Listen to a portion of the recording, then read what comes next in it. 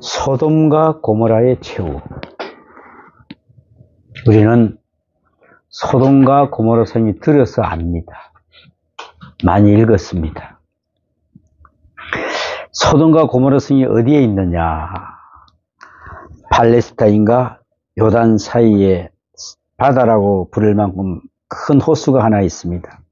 이 호수 이름을 히브리어 말로 얌 하멜라흐라고 합니다. 얌 하멜라흐, 염해, 소금 바다라는 뜻인데 일반적으로 우리는 사해, 죽음의 바다라고 부릅니다.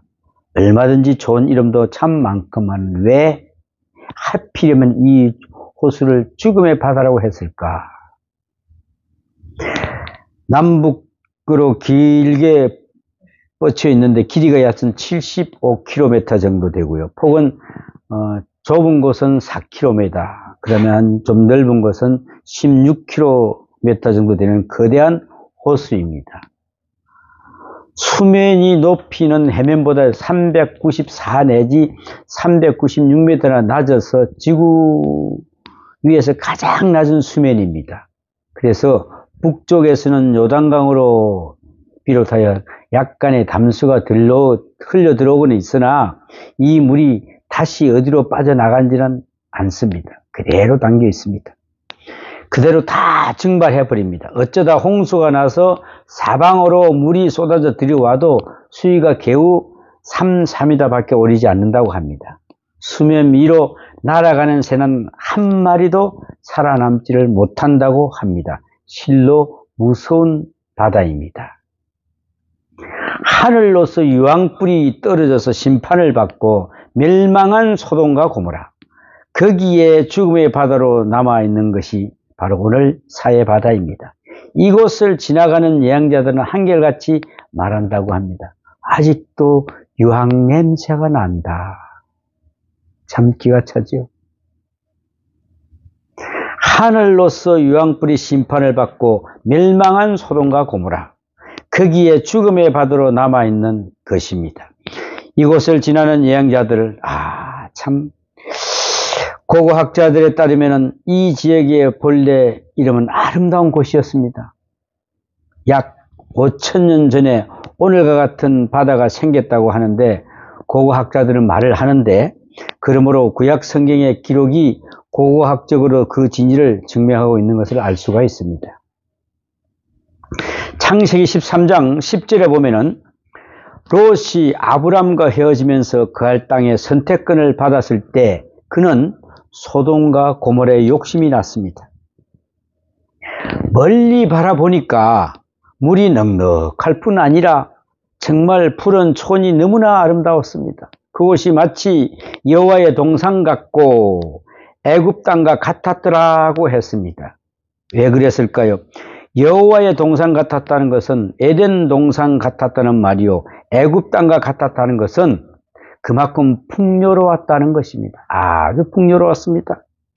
그처럼 비옥한 땅이었고 그처럼 아름다운 도성이 있는 곳이었는데 하루아침에 멸망을 당했습니다. 죽음의 바다가 되어버렸다는 것입니다.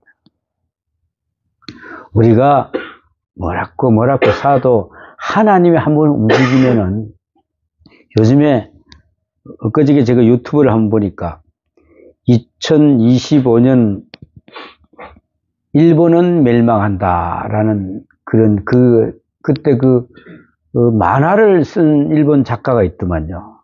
만화를. 그래서 그 날짜까지도 집었답니다. 그래서 대지진이 일어날 때 그 사람이 하도 맞아가지고 그게 너무나 일치가 되는 바람에 이 사람이 모든 걸 안 하고 다 접었다 그래요.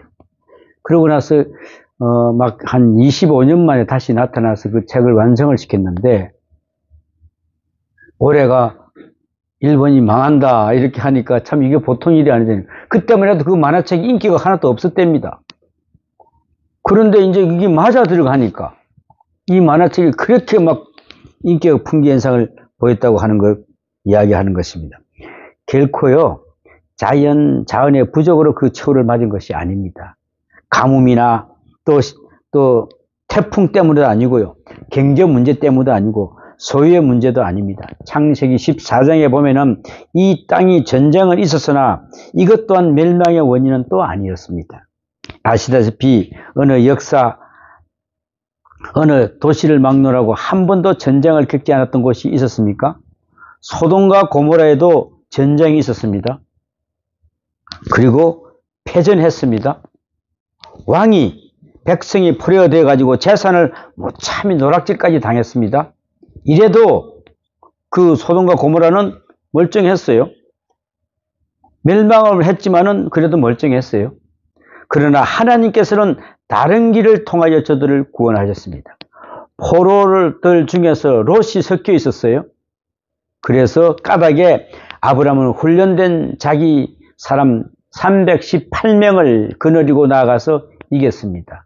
그래서 롯도 도로 찾았으며 소돔과 고모라의 왕들이 복권되고 빼앗겼던 재산도 다 회복되었습니다. 그래서 다시 성을 쌓았습니다. 소위 경제적으로 정치적으로 재건을 이룩한 것이 바로 소돔과 고모라 성이라고 할 수가 있습니다. 그러나 도덕적으로 신앙적으로는 건재하지 못했습니다. 저들은 회개할 줄을 몰랐다는 것이죠. 아우구스티누스가 정말 전곡을 찔렀습니다. 죄를 짓는 자에게는 내려지는 가장 무서운 행벌은 그대로 내버려 두는 것이다 그랬습니다. 어떤 행벌요? 죄 짓든 말든 그대로 내버려 두는 것이 그게 아주 무서운 죄라는 것이죠.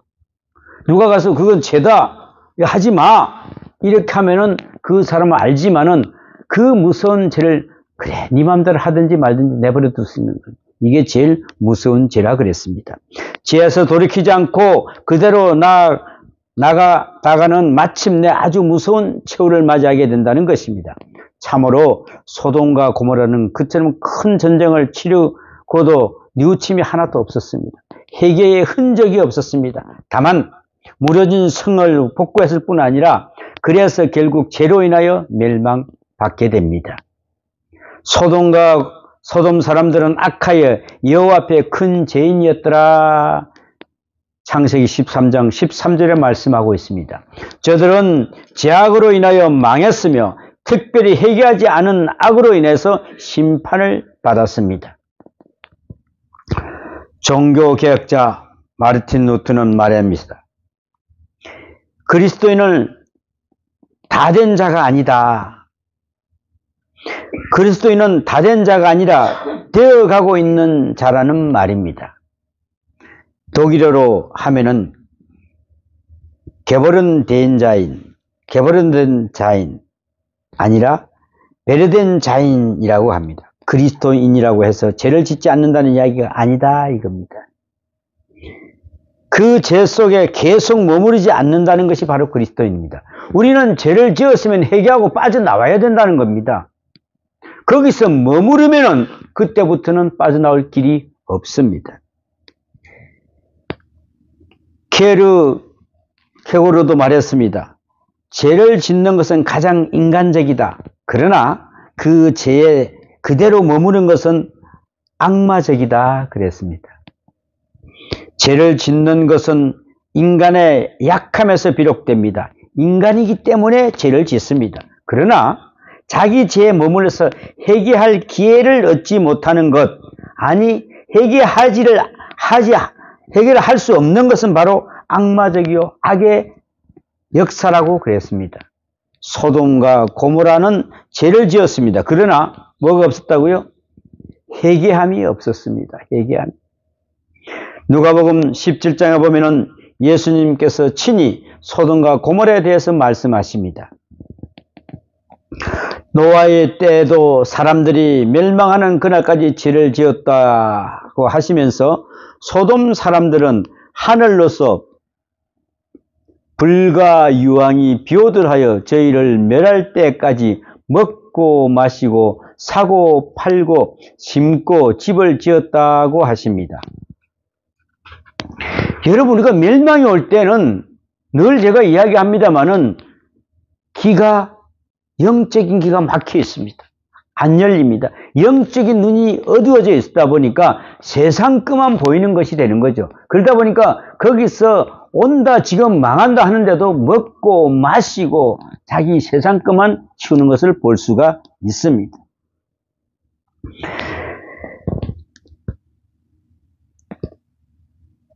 우리가 보면은 예수님께서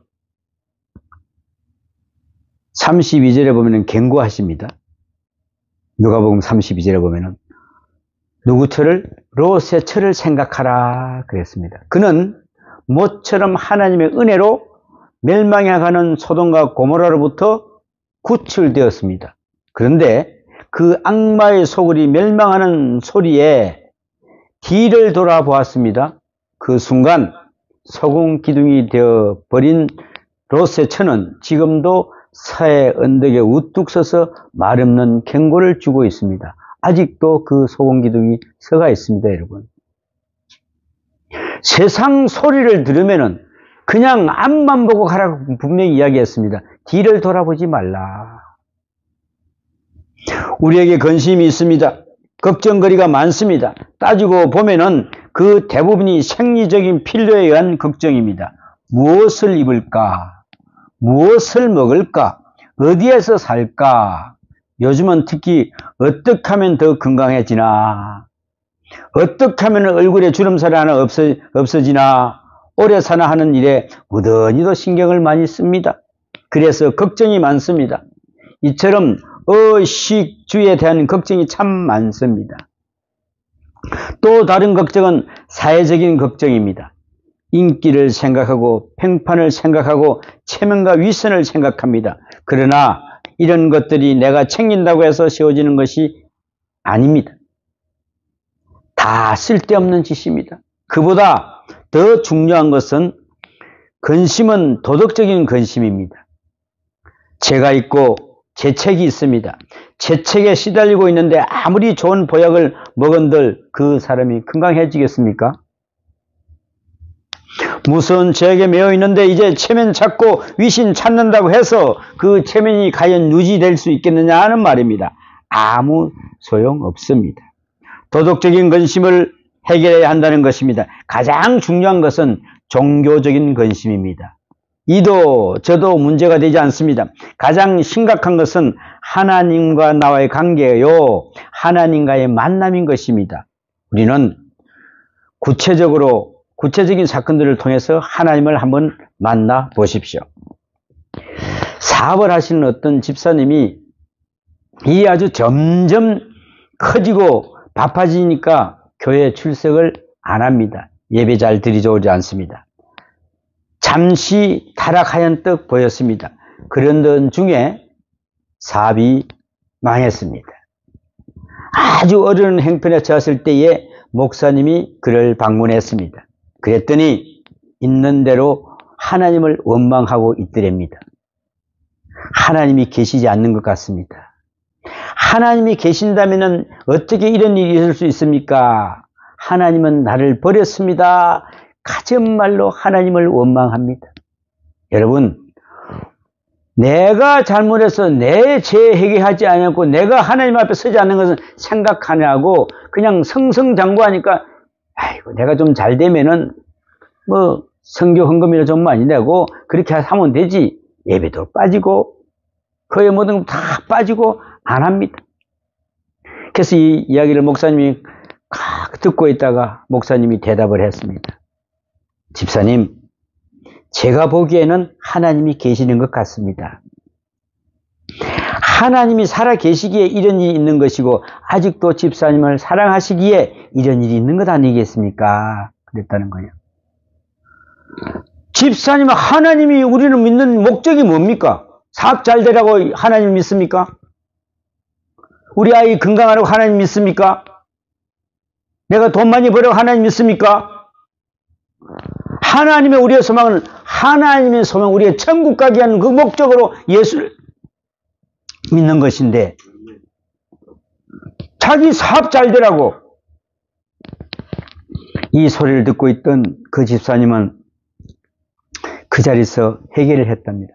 맞습니다, 목사님. 제가 내 사업 잘 되는 하나님, 내가 모든 요구를 들어주시는 그런 하나님을 저는 믿었습니다. 정말 죄송합니다. 여러분이 당하는 사건들을 보건대 하나님은 계시는 것입니까? 계시지 않는 것입니까, 여러분? 오늘도 우리를 끊임없이 재촉하고 있습니다. 죄로 인하여 멸망이 있습니다. 회개하지 않음으로 인하여 멸망이 있습니다. 연거푸 주어지는 기회 이를테면은 전쟁이나 실패를 당해도 회개가 없고 밀밭에 죽음이 와서 발밑에 죽음이 와서 엎드려도 회개하지 않을 때에 최후가 오는 것입니다, 여러분. 돌이킬 수 없는 마지막이 눈앞으로 다가온다고 생각을 해 보십시오. 여러분, 어디로 도망을 가겠습니까? 좀 더 깊이 생각하면은 최후는 그것 때문만도 아닙니다. 소돔과 고모라의 최후는 뭐가 없었기 때문이에요? 의인 10명이 없었기 때문이라고 오늘 본문은 말씀합니다. 의가 있어야 합니다. 저는 이렇게 한번 생각해 봅니다. 소돔과 고모라의 의인 10명처럼 우리가 개인적으로 볼 때는 그 사람의 인격과 행위가 다 완전하지 못한다 하더라도 한 가지든 두 가지든 어려운 것이 있을 때에는 하나님께서 그것을 크게 보신다고 말씀하십니다. 하나님은 장점만 보시고 나머지는 다 덮어주십니다. 사랑은 헛한 허물을 덮습니다 라고 그랬습니다. 성경의 인물들을 한번 보겠습니다. 먼저 우리 믿음의 조상 아브라함은 어떻습니까? 그는 완전한 사람입니까? 완전한 사람이 아닙니다. 그러나 순종하는 믿음이 있었습니다. 하나님께서는 말씀하실 때마다 그는 순종했습니다. 또 아브라함이 하나님을 믿으며 순종하며 하나님께 그를 의인으로 여겼습니다. 어렵다 함을 얻었습니다. 아브라함의 순종하는 믿음은 소돔성의 의인 10명과 같았던 것입니다, 여러분. 왜냐고요? 다윗이라는 사람을 한번 보십시오. 그는 용서할 수 없는 죄인이었습니다. 그러나 겸손하고 정직한 사람이었습니다. 이것을 보시고 하나님께서는 다윗의 모든 죄를 다 덮어주셨습니다. 또 모세는 어땠습니까? 그는 허물이 많은 사람이었습니다. 그러나 누구보다도 온유하고 하나님의 집에 충성된 사람이었기에 하나님께서 보시고 그의 모든 잘못을 덮어주셨습니다. 마태복음을 보면은 첫 장을 펴면은 첫 장에 마리아와 요셉에 대한 이야기가 나옵니다. 성경은 요셉에 대하여 간단히 말씀합니다. 요셉은 의로운 사람이라 그랬습니다. 19절에. 그가 얼마나 도덕적으로 완전하고 의로운 사람이었는지는 알 길이 없습니다. 그러나 훌륭한 것이 있습니다. 뭐가 훌륭한 것일까요? 요셉이 뭘 훌륭한 일을 했을까요? 자기 약혼녀가 자기와 관계없이 임신했다는 말을 듣고도 그럴 수밖에 없는 무슨 곡절이 있겠지 하고 저를 용서하며 그 허물을 잘 덮어서 해결하려고 합니다. 이 겸손과 인내, 이것을 보고 요셉을 의인이라 그랬습니다. 마리아가 임신을 했습니다. 자기하고 관계가 없는 아이를 베고 있었습니다. 그럼 뭐라고 그랬습니까? 가만히 끊고자 하여 그랬습니다. 왜? 소문 내면은 그때는 돌파매질을 당하고 마리아가 죽을 수밖에 없으니까. 그런데 밤에 천사가 나타나서 요셉아, 그것은 하나님의 자녀를 잉태했다고 이야기합니다. 그때 그 모든 것을 다 덮어줍니다. 요즘에 만약에 예를 들어서 그러면은 어떤 남자가 그걸 덮어주고 그래 그럴 수도 있겠지 뭐 할 사람이 있겠습니까? 없습니다.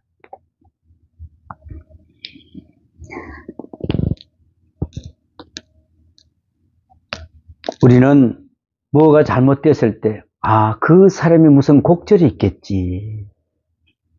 저 사람이 저를 악을 쓰고 저 사람이 달라드는 이유가 있겠지. 이렇게 생각하면 그게 다 용서가 되는데, 아니야.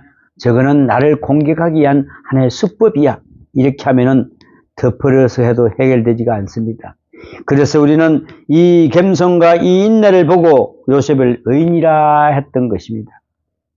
이와 같이 성경은 완전한 의인을 이야기하지 않습니다. 사람으로서의 완전한 의인이란 있을 수도 없기 때문에 그렇습니다. 무엇인가 한 가지의 의, 최후의 의, 순종이든 정직함이든 겸손이든 그 한 가지의 의가 있을 때에 하나님께서는 이를 긍휼히 여기시고 전제로 어렵다 하시는 것을 볼 수가 있습니다. 믿음으로 말미암아 어렵다함을 받은 사람들은 우리는 성경에서 봅니다. 그런데 한 가지, 마지막 한 가지, 이것마저 없다면 끝입니다. 그야말로 최후입니다. 오늘 본문에는 아브라함의 중보 기도가 있었습니다. 참으로 두렵고 경건한 가운데서 하나님 앞에서 구하는 것을 봅니다. 지금 아브라함의 속셈이 어떠한지를 우리는 정확히 알 수는 없습니다만은, 다만 그의 조카 롯이 소돔 고모라에 있는 것으로 미루어 짐작하건대 그는 아마도 롯을 구원해 주십시오라고 말씀을 드리고는 싶었을 것입니다. 그러나 차마 그 말을 못합니다. 의인을 악인과 함께 멸하시겠나이까? 라고 23절에 말합니다. 조카가 아니라 아들이라도 죄인이면 망할 수밖에 없다고 생각한 것 같습니다. 의인 50명만 있으면 용서하시겠다는 허락을 받고도 아브라함은 자신이 없습니다. 그래서 50에서 5을 줄이고 또 40으로 줄이고 20으로 끝내는 10명으로 줄입니다. 그는 두려운 가운데 구했습니다. 뭐라고 합니까? 티끌과 같은 나라도 감히 죽게 구하나이다 라고 27절에 이야기합니다. 티끌과 같다고 그랬습니다. 내 주여 노하지 마옵시고 말씀하게 하옵소서 하면서 30절에 또 말씀합니다. 주는 노하지 마옵소서 내가 이번만 더 말씀하리이다. 32절에 이렇게 두려워하면서 하나님께 호소하는 것을 볼 수가 있습니다. 그렇습니다. 바로 앞에 문제가 있습니다. 이스라엘 백성이 아이성을 점령하려고 할 때에 군사가 부족해서 패했습니까? 아니면은 전략이 잘못되었습니까? 사기가 모자랐습니까? 아닙니다. 왜 패했습니까? 아간이라고 하는 사람이 하나님의 명을 거역한 자가 있었기 때문에 바로 멸망했습니다. 그 한 사람 때문에 전쟁에 패했습니다. 그러나 이제 반대로 의인 10명만 있으면은 비록 소돔과 고모라가 아무리 죄가 많다 하더라도 하나님께서는 저를 용서하겠다고 하십니다. 의인 10명이 저들의 죄를 대속한다는 뜻이 아닙니다. 다만 최후를 맞지 않을 수 있다는 이야기지요. 다시 회개의 기회를 얻을 수 있다는 그런 말씀입니다. 여기에서 최후라고 하는 것은 회개의 기회를 다시 얻지 못하는 마지막을 이룹니다. 회개를 얻지 못하는 마지막. 여기에서 궁일이 없습니다. 모든 가치가 다 부정됩니다. 거의 멸망을 당할 뻔했던 니느웨의 성도 회개할 때에 하나님이 용서해 주셨습니다. 뭐랬습니까? 요나 보고 가라 그랬습니다. 니느웨가 앞으로 40일 후에는 멸망할 것이다. 애쳐라. 40일 뿐이 기한이 안 남았는데 거기서 그 말을 듣고 회개하는 니느웨의 백성들을 한번 보십시오. 저들을 멸하시겠다고 하시는 하나님을 요나는 매우 못마땅히 여겼습니다. 그래서 원망하고 불평했지만은 하나님께서는 요나에게 말씀하십니다. 니느웨에 있는 좌우를 분별하지 못하는 자가 12만 명이요 그랬습니다. 요나서 4장 11절에 기록되어 있습니다. 이들은 어린 아이들이 12만 명이 있다는 이런 말씀입니다. 그렇더라도 니느웨 성에 죄가 너무 많아서 벌하실 수밖에 없었으나 이제 회개함으로 용서하신다는 말씀입니다. 채우라고 하는 것은 그러한 국률조차도 힘을 쓸 때에 말하는 것입니다. 제가 가정에서 죄로 너무 가득 차서 이제는 아무 국률도 없습니다. 어떠한 국률도 어떠한 자비도 용납되지 않는 마지막 심판, 이것을 바로 채우라고 합니다. 소돔과 고모라는 바로 이러한 최후를 맞이한 것입니다. 여러분, 이제 내 의를 대해야 함 생각해 보십시오. 여기 재미있는 우화가 하나 있습니다. 돼지 새끼 12마리가 소풍을 갔는데 시냇물을 건너게 되었습니다. 모두 건넌 후에 다 있는지 확인을 해 봅니다. 가장 큰 놈이 헤아려 보니까 11마리밖에 없습니다. 이거 큰일 났습니다. 또 다른 놈이 헤아려 봐도 역시 1마리가 모자랍니다. 어느 놈이 또 헤아려 봤는데 또 11마리 뿐이 없습니다. 그래서 1마리가 어디 갔나고 우왕좌왕하면서 안타까워하는데 실은 1마리도 없어지지 않았습니다. 12마리 모두 거기에 있습니다. 그렇다면 문제가 무엇입니까? 12마리 모두 자기는 세지 않고 남만 세고 있었던 것이죠.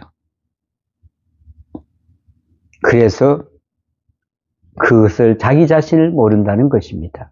여러분, 더는 세상을 탓하지 마십시오. 다른 사람 탓하지 말고요. 누구도 허물을 하지 마십시오. 더구나 지난 이야기 쓰리고 아픈 과거를 들춰낼 필요도 없습니다. 그러는 동안에 나 자신은 점점 더 악해진다는 사실을 우리는 알아야 됩니다. 어리석은 말은 그만두십시오. 여기에서 말을 멈추고 모든 원망을 끝내십시오. 그리고 내 의를 생각하십시오. 이 세상에 아무리 죄가 많고 소돔과 고모라 같다고 해도 의인 10명만 찾을 수 있다면 멸망치 아니라고 주께서 말씀하십니다. 사회의 죄 문제입니까? 세상의 악의 문제입니까? 나 자신이 하나님 앞에 어떤 의인이냐, 이것이 바로 문제입니다. 내가 의인 10명 중 하나에 들 수 없느냐 있느냐, 이것이 바로 문제입니다. 여러분, 예레미야 5장에 보면 참 기가 막힌 말씀이 한 말씀 있습니다. 하나님께서 예레미야에게 말씀하십니다. 너희는 예루살렘 거리로 빨리 왕래하며 그 넓은 거리에서 보고 알라. 너희가 만일 공의를 향하며 진리를 구하는 자는 한 사람이라도 찾으면 내가 이 성을 사하리라. 의인 한 사람도 없다는 이야기입니다. 얼마나 답답한 말입니까? 여러분, 이런 세상에 우리가 살고 있습니다. 물론 죄로 인하여 세상이 망합니다. 그러나 최후의 종말은 죄 때문이 아니라 의인이 없기 때문에 망한다는 것입니다. 이 나라를 지탱해 나갈 의인이 보이지 않기 때문에 그렇습니다. 여러분, 내 자신의 의를 보십시오. 내가 하나님 앞에 어떠한 모습으로 서 있는가? 바로 여기에 우리의 관심을 모아야 한다는 것입니다. 경제 그만하면 넉넉합니다. 정치 문제 없습니다. 우리의 관심사는 도덕이요, 죄요, 회개하지 않는 교만 때문에 그렇습니다. 나아가 의인 없는 데는 멸망의 원인이 있습니다. 여러분, 지금 주님께서 말씀하시고 계십니다. 의인 10명을 찾아라. 그리하면은 이 성을 사하리라 그랬습니다. 여러분, 여러분들이 의인 10명이 되시기를 바랍니다. 그래서 이 나라를 이끌어 나가는데 앞장서는 여러분이 되시기를 축원합니다. 기도합니다. 아버지 하나님, 내가 하나님 앞에서 어떤 모습으로 서 있는가? 바로 여기에 우리의 관심을 모아야 할 때입니다. 우리의 관심사는 도덕이요, 죄요, 회개하지 않는 교만입니다. 나아가 의인 없는 데에 멸망이 있는다고 하였습니다. 오늘 지금 주님께서 기다리고 계십니다. 의인 10명을 찾으라. 그러면은 이 대한민국을 그대로 보존하리라고 말씀하시는 하나님, 오늘 우리가 그런 모습으로 내가 의인이 되어서 주님 앞에 바로 선다는 그런 모습으로 서시는 우리 누리보듬고의 모든 성도들 되기를 축원합니다. 우리 주 예수님 이름으로 기도합나이다. 아멘.